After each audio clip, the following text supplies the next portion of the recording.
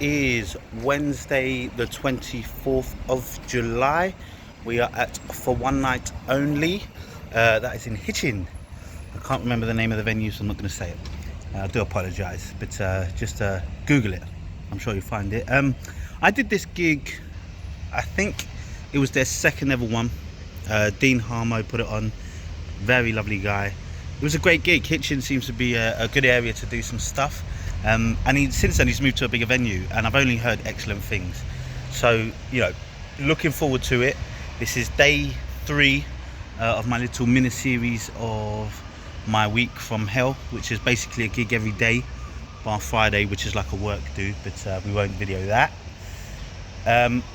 You know, I never normally do this many gigs in a week, so yeah, just seeing how we're getting on. Monday was excellent. You'll see in the last vlog, probably not so much.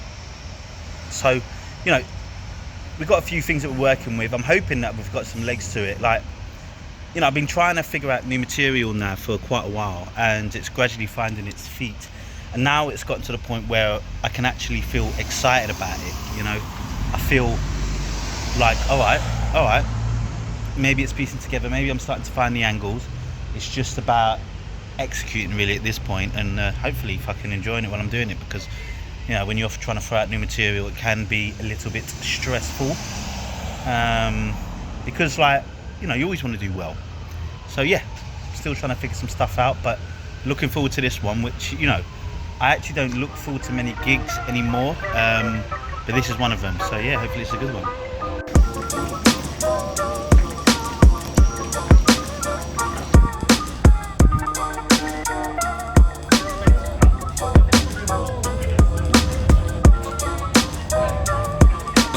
Yes, mate. In a bit.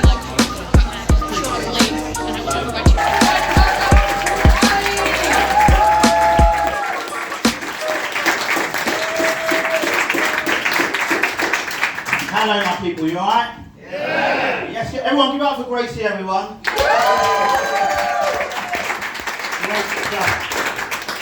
I've not understood a word she's fucking said all night, but great. I am racist, don't worry, I'm going to have to say what I want. No, everyone give up for Dean. What a wonderful night he puts on here, man. It's absolutely fantastic. Dean's a very lovely man, you know, when I was walking through here, because I pretty much know all the comedians that were on the lineup, except the guy with a Hawaiian top. Definitely not him. But made that very clear. No, I'm joking. Good guy. He's a good guy. But you know, so I'm walking in. I'm saying hello to everyone. So Dean's like, it's like you're like a mini celebrity, isn't it? Because all the comics know you and stuff. And it's just because I get about, really, isn't it? You know, I'm like gigs. I'll gig anywhere. You know, fucking any shit I would on mic stand. I'm there. So it's lovely to be here in Hitchin tonight. Saw that one coming up a mile away. I'm 36 years old now. Thank you. Hold your applause, innit? You fucking black don't crack, bitch. I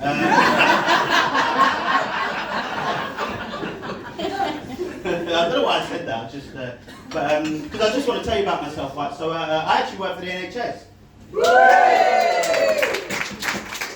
That was a lie.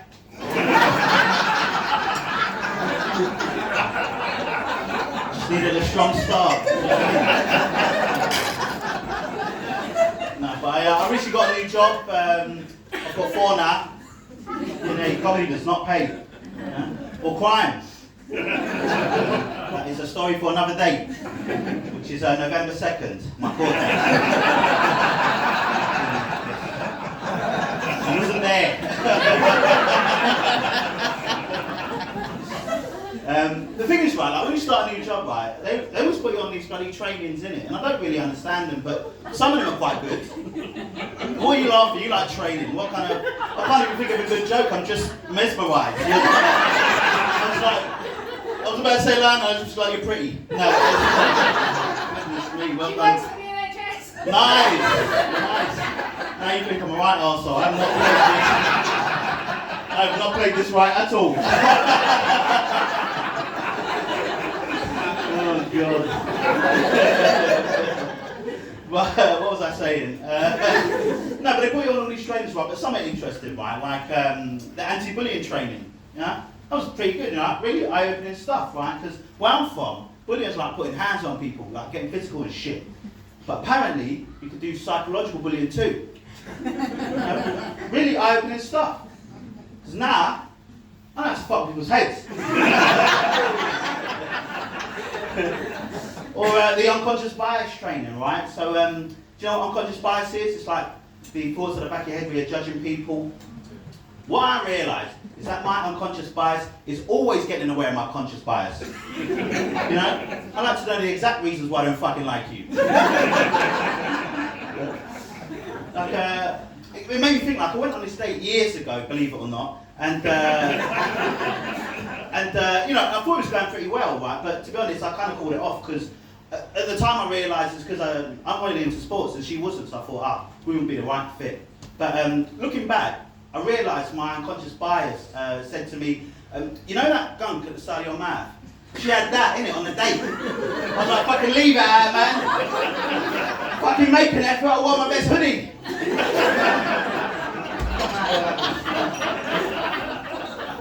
Nightmare, you know. But like I said, I'm 36 because I was supposed to say it now, not earlier. And you know,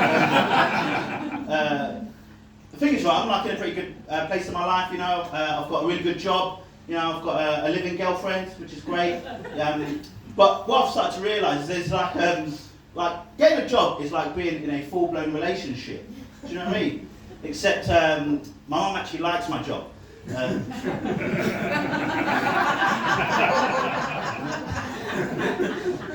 tried that a few times. It seems more hurtful than funny. I shouldn't really use it.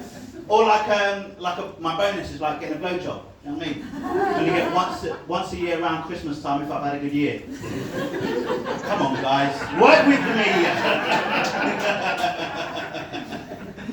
But like when my girlfriend recently moved in with me, right, and that kind of made me think quite, because it was really great and stuff, but it reminded me of like my manager, and like when my manager goes away, you know, because you know at work when your manager goes away, you get to get away with anything, right? You know, you can get in late, leave early, 2-hour lunches, anything you want, right? My girlfriend recently went away, so obviously as a bloke, first thing I did, got the porn on. Right? You know, so I'm obviously there having a go at myself, and unfortunately, my girlfriend had realised she'd forgotten her passport, so she'd come back upstairs and she caught me, right? And she's obviously shocked, she's horrified, she's fucking pissed off. HR at work, exact same issue. Got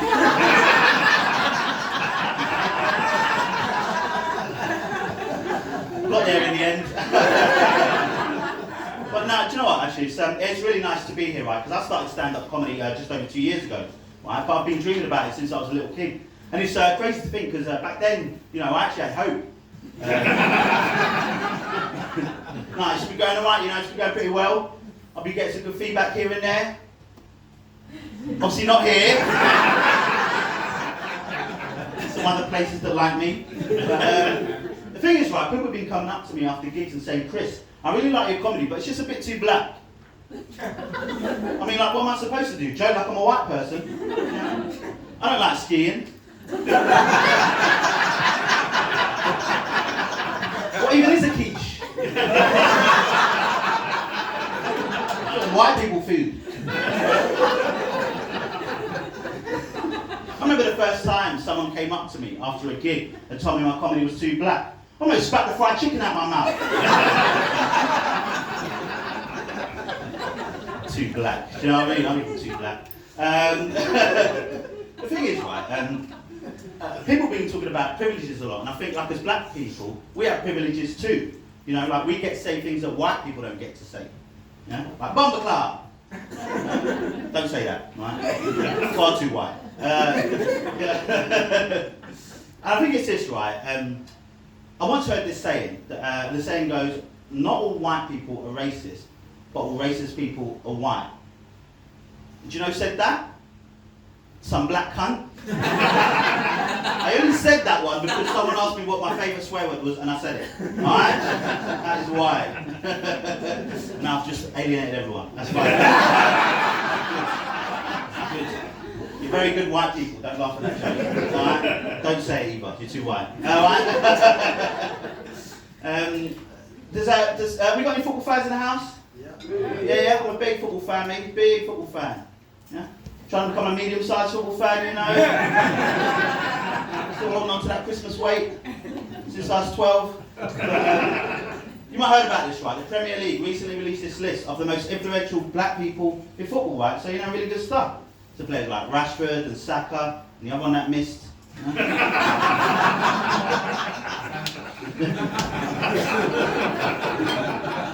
Guess what they called it?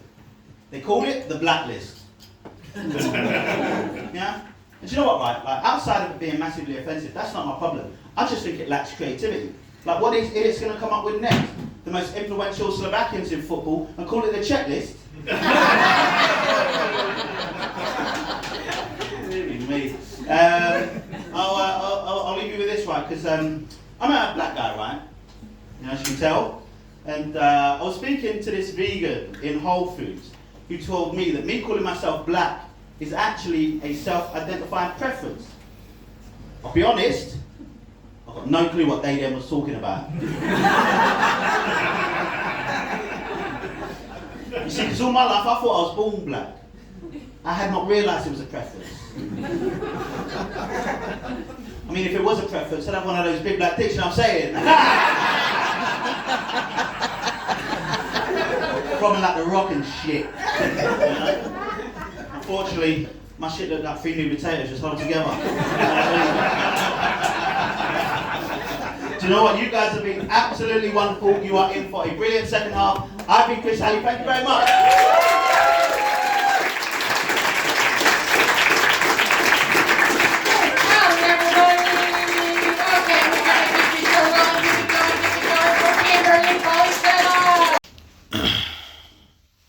So that was really, really fun, wasn't it? I tell you what, I'm in a bit of a groove. I think I'm on the upswing. I don't want to sound too boastful, but I just feel like it's crazy how kind of up and down it can be. I try to keep things quite level, not get too high, not too low. But you do have your ups and downs, and I'm in a bit of a good place. Things are going well, gigs are going good. Obviously, I'd started that new stuff at the beginning of the week. I just about touched on it. I mean, I got one laugh, I think, from that new section around work being like a relationship. It is going to be a bit of a battle, and it's going to be hard to get it to a place where I'm satisfied with. But the HR line kind of got a big laugh. I just need to figure out how to get there and to other places a little bit better. But no complaints here. I must say I tried to go into each set with a good understanding of what it is that I'm going to do, and it was one of the few times, particularly recently, where I was still kind of messing around and going back and forth on what to do on the night, because I have this new stuff that I'm excited about working on. But that was a good room, and there was laughs to be had. So I kind of want to make the most of it, really, and I haven't done it since last year. And I was looking forward to this gig, which doesn't happen that often, because I thought, this might be a really, really good one. And it was. The audience were great. It was kind of like mostly packed. A lot of good people there looking for a laugh, and I was there to provide it. And so were many others.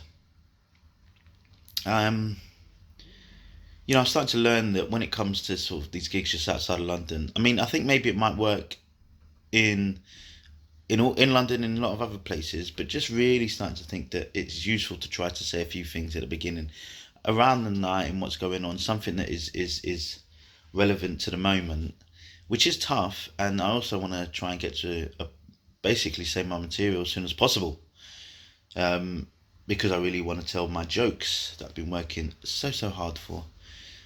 So it's kind of trying to just find the right balance. And a place like Hitchin's absolutely wonderful. I mean, if there's any acts that actually watch this and haven't been down there, make sure that you message Dean Harmer.